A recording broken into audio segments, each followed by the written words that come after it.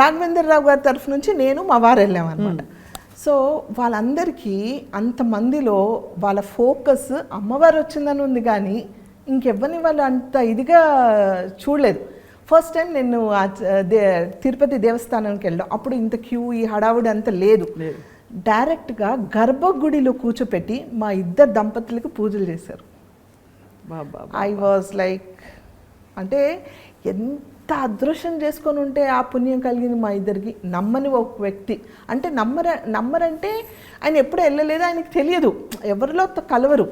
అలాంటి ఒక మనిషి వచ్చి నాతో పాటు మేము కూర్చొని అక్కడ పూజలు చేయించుకోవడం అంటే ఏ జన్మలు చేసుకున్న పుణ్యమో కదా అది.